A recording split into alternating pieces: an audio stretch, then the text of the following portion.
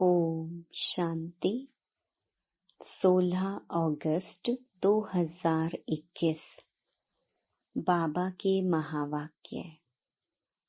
मीठे बच्चे, सब बातों में सहनशील बनो। निंदा स्तुति जय पराजय सब में समान रहो। सुनी सुनाई बातों में विश्वास नहीं करो।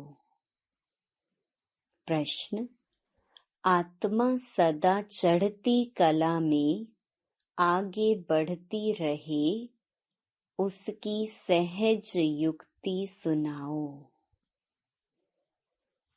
उत्तर: एक बाप से ही सुनो, दूसरे से नहीं।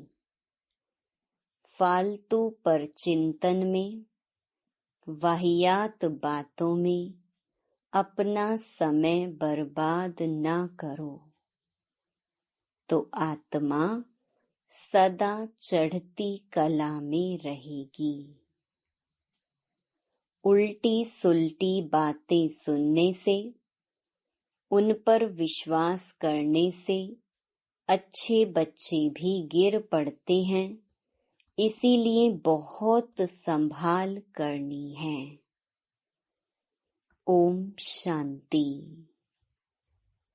मीठे मीठे बच्चों को अब स्मृति आई है कि बरोबर आधा कल्प हमने बाप को याद किया है, जब से रावण राज्य शुरू हुआ है।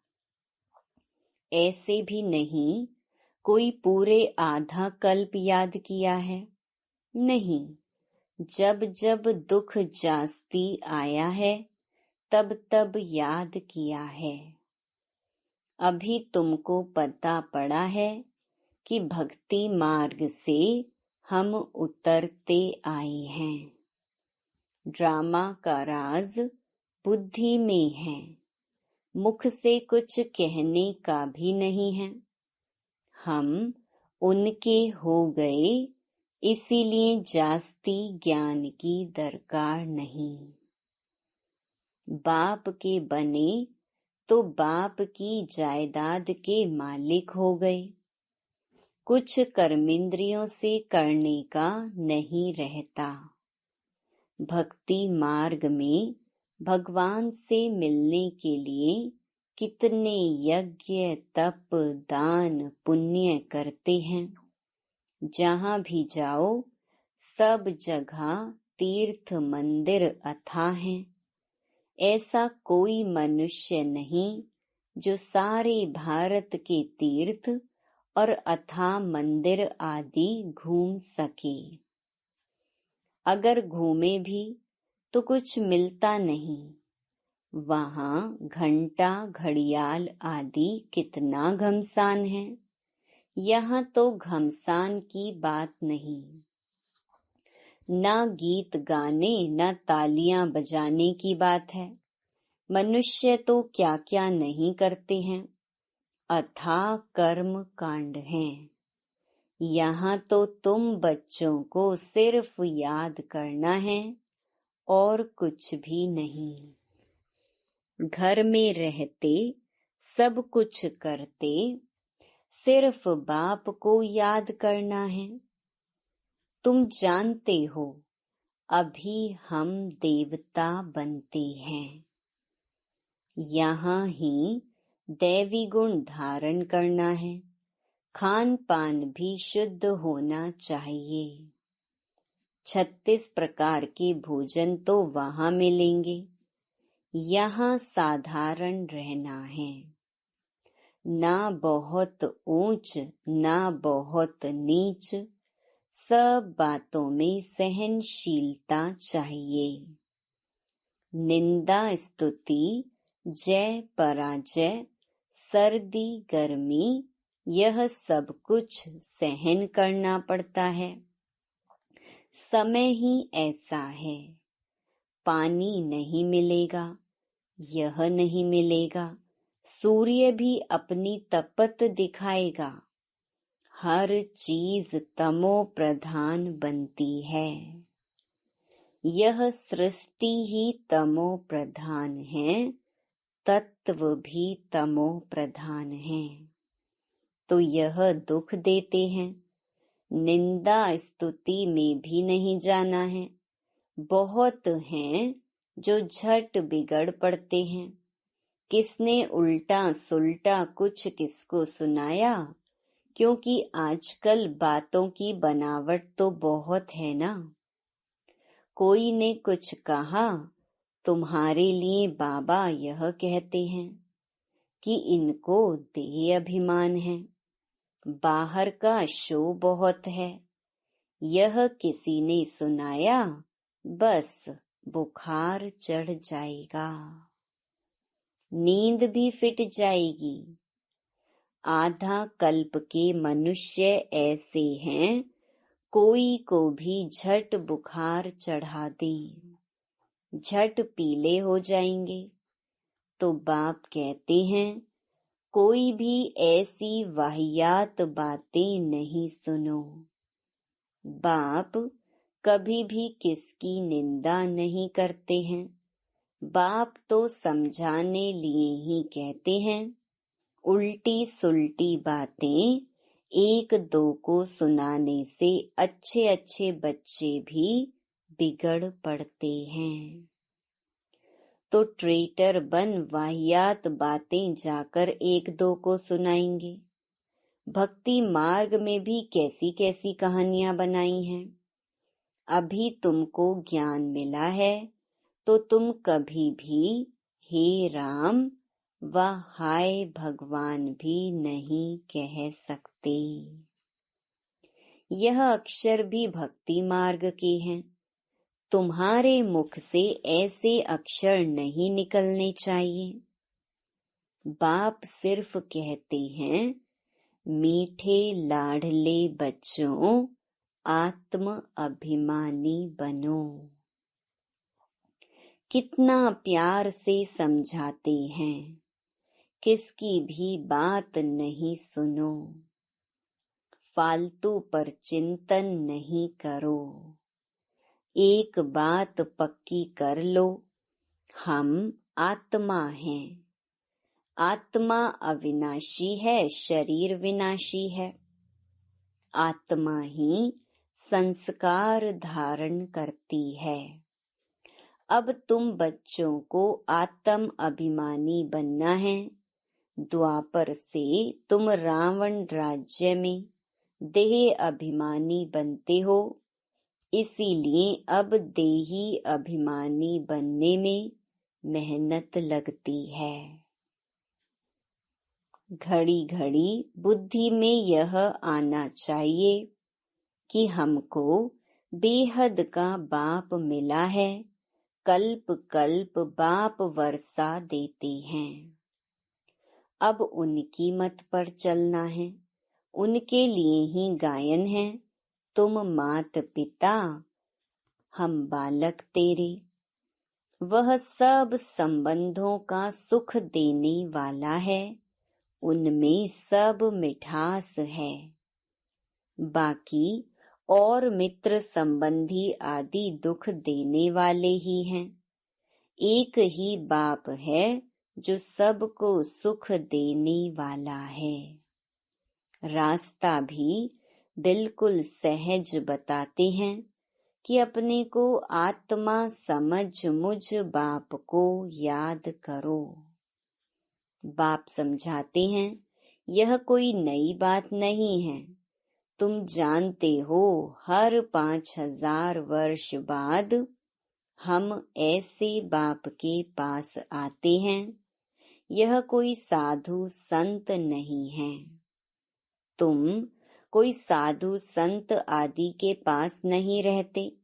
बाकी हाँ, बाप कहते हैं, प्रवृत्ति मार्ग के संबंध से तोड़ निभाना है, नहीं तो और ही खिटखिट हो जाती है।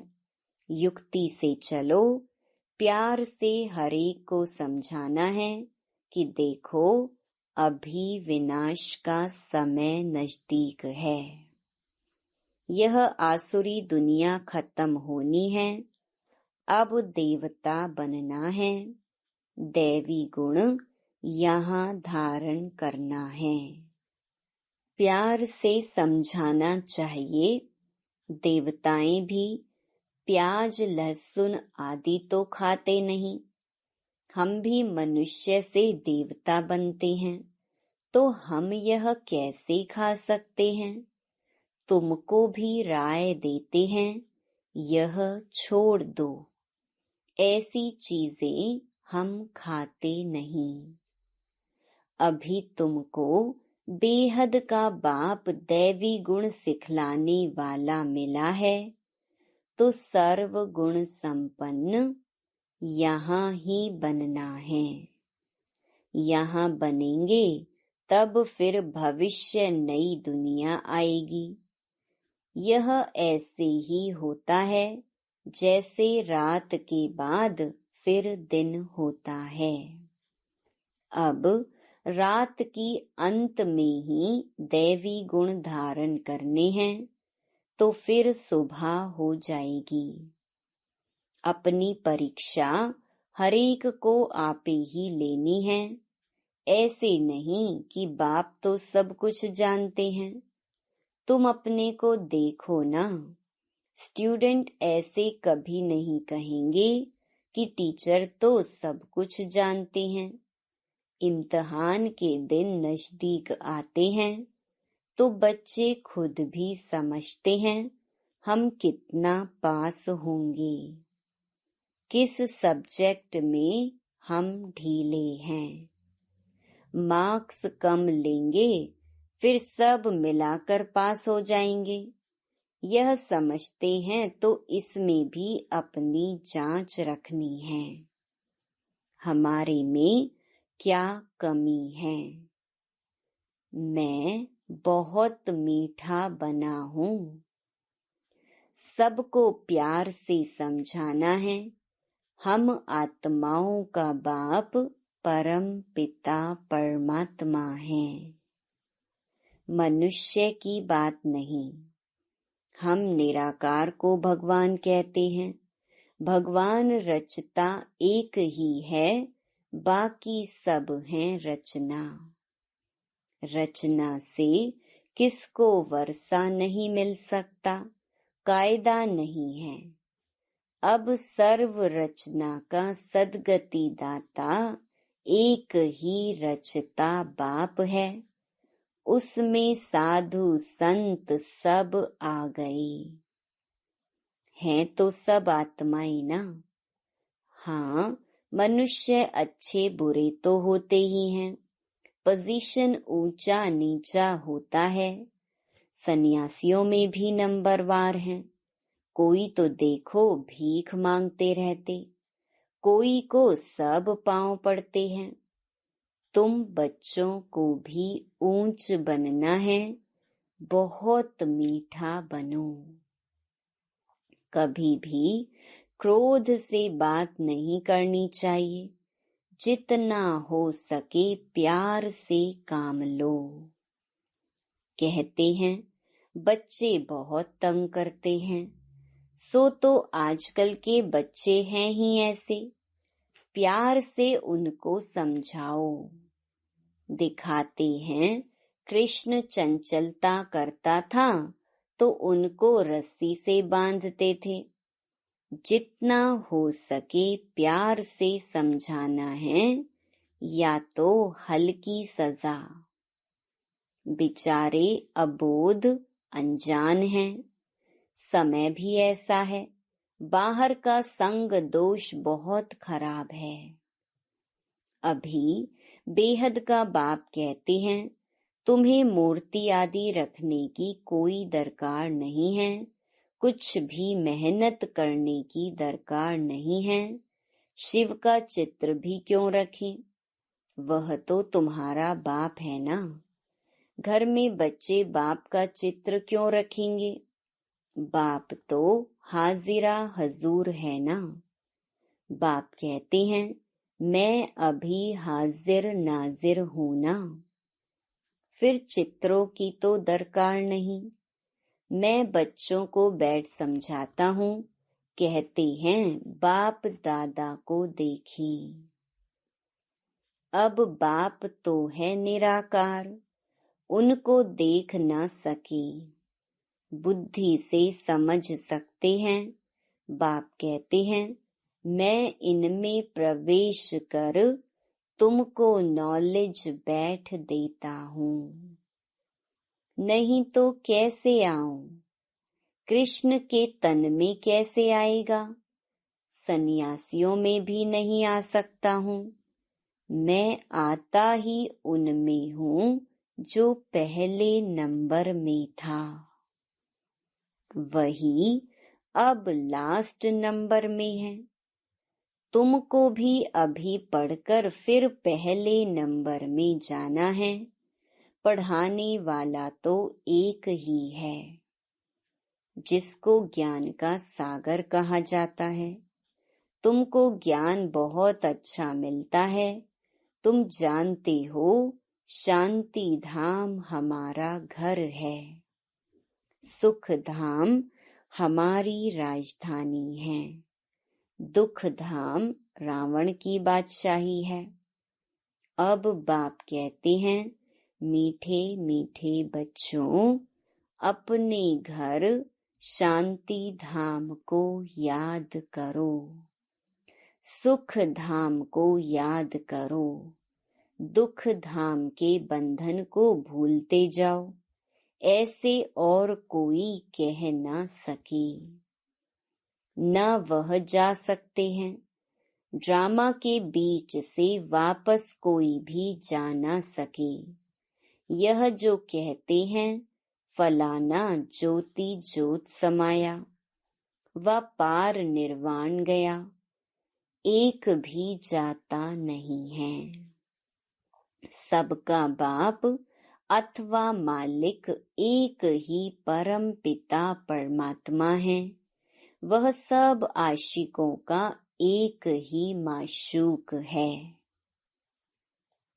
वह जिस्मानी आशिक माशूक एक दो को याद करते हैं, बुद्धि में चित्र आ जाता है, फिर एक दो को याद करते रहेंगे, खाना खाते रहेंगे, याद करते रहेंगे। वह तो हैं एक जन्म के आशिक माशूक। तुम जन्म जन्मांतर के आशिक हो, एक माशूक के। तुमको और कुछ भी नहीं करना है, सिर्फ एक बाप को याद करना है। उन आशिक माशूक के सामने चित्र आ जाता है, बस उनको देखते देखते काम भी ठहर जाता, फिर उनका चेहरा गुम हो जाता है और काम करने लग पड़ते हैं। इसमें तो ऐसे नहीं है। आत्मा भी बिंदी, परमात्मा भी बिंदी है। अपने को आत्मा समझ बाप को याद करना है, इसमें ही मेहनत है। कोई भी ऐसी प्रैक्टिस करते नहीं हैं। आत्मा का ज्ञान मिला अर्थात आत्मा को रियलाइज किया, बाकी रहा परमात्मा, वह भी तुम जानते हो। बाबा आकर यहाँ भ्रकुटी में बैठते हैं, इनकी जगह भी यहाँ है।